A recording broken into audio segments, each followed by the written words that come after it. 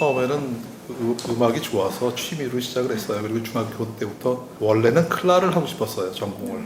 선생님이 너는 좀 작곡을 하는 게 좋겠다라는 말씀을 하셨어요. 또 작곡에도 관심이 있었고 그러면서 서서히 작곡이 그야말로 나한테 맞는다라는 생각을 하기 시작을 했죠. 1977년 극단 프라이의 비네라고 하는 극단이랑 같이 작업들을 하기 시작을 했어요. 그래서 페터 한트케의 카스파라고 하는 그 연극을 제가 맡아서 같이 도와줬었어요. 페터 한트케는 그 대사를 요구하는 게 있는데 그 요구가 내가 학교에서 배우고 있었던 현대음악 같은 거예요.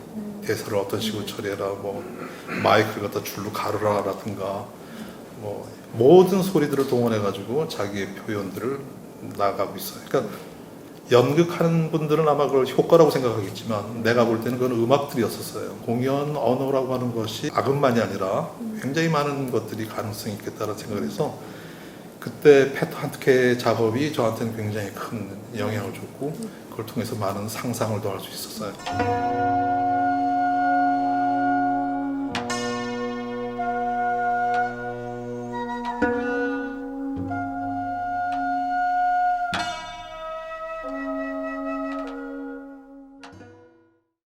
국악에 대한 관심은 우리나라 작곡가라면 당연한 거고 대학교를 졸업하고 나서 활동했던 당시 우리나라 그 작곡계가 서양의 현대 음악들에 이제 몰입이 돼 있어가지고 당시 저희로서는 그게 굉장히 이해가 안 되는 납득이 안 되는 거였고 네.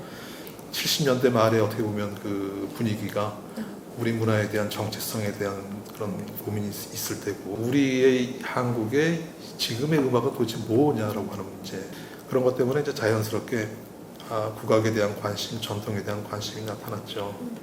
그래서 한동안은 전통 음악에 대해서 잘 길들여져 있지 않았기 때문에 스스로 그걸 길들이는 작업이 필요했어요. 그 다음에 그러고 나서는 이제 그 서양 음악을 우리가 배웠기 때문에 서양 음악의 장점이라고 할 수 있는 것들을 여기다가 대입해서 같이 그 절충해 나간다고 그럴까? 이제 그런 것들을 시도를 했죠. 근데 생각보다는 그 국악이 지닌 장점과 서양 음악을 조화시키고 싶었었는데 아직까지도 그걸 하지 못한 게 좀 아주 안타깝죠.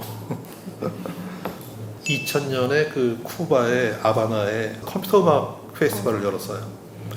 그래서 거기에 그 제가 한국 전자음악협회 회장할 때 편지를 보내가지고 우리가 이런 단체가 있는데 한번 음악회를 했으면 좋겠다라고 제안을 했어요. 그랬더니 거기서 받아들여져가지고 젊은 작곡가들이 같이 이제 가서 하룻밤 음악회를 했는데 한국이라는 게 로컬이라고 생각을 했어요. 우리는 세계 무대와 같은 글로벌한 게 아니다. 그런 게 궁금했어요. 궁금하고 좀 두렵기도 하고 왜냐하면 가서 촌스럽지 않을지 이런 문제들. 그래서 우리 스스로 로컬이라고 생각했기 때문에 로컬의 컴플렉스가 있었죠.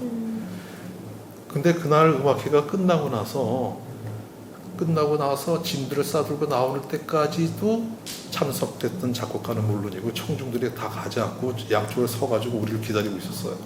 마치 그 대중음악 무슨 스타들 만든 것처럼. 그때 그 경험이 지금도 남아 있어요. 학생들한테 그 얘기를 많이 하죠.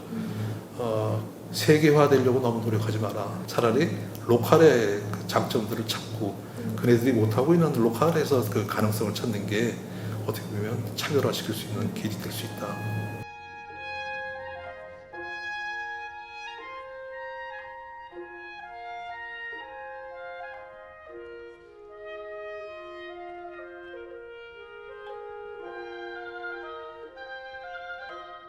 형산의 바곡이라고 하는 프로젝트를 했어요. 형산의 바곡은 그 옛날 저 남곡주 의식이라고 하는 그 분의 시조에 나오는 굉장히 귀한 글인데 사람들이 알아주질 않죠.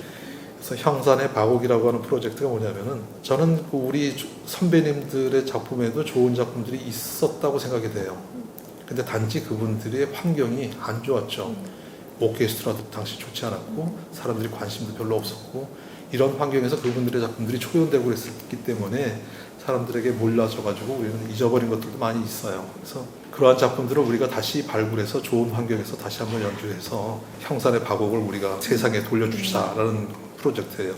저는 이거는 요즘은 뭐 젊은 사람들을 후원해 주는 게 대세지만 양쪽이 다 관심을 가져야 될 분야예요. 균형을 맞춰 가져야 되죠. 그 다음에는 관심이죠. 그게 난 문화의식이라고 생각이 돼요. 네. 한예종 작곡가를 널리 알려야 되겠다라는 생각으로 뭘 했냐면 농 프로젝트라고 하는 걸 시작을 했어요. 그러니까 작곡가 발표가 그 전에 있었지만 우리만 앉아 있었어요. 그래서 작곡가 발표할 때 서울대 애들도 와 있고 뭐 연대 애들도 와 앉아 있고 이런 식의 어떤 음악회를 만들어야 되겠다.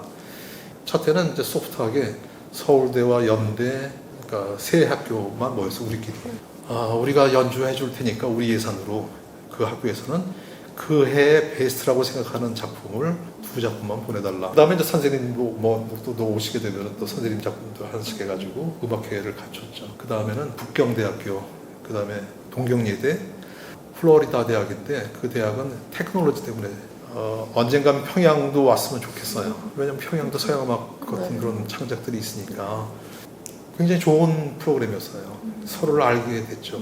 모여보니까 또 서로 다르다는 걸 알게 돼.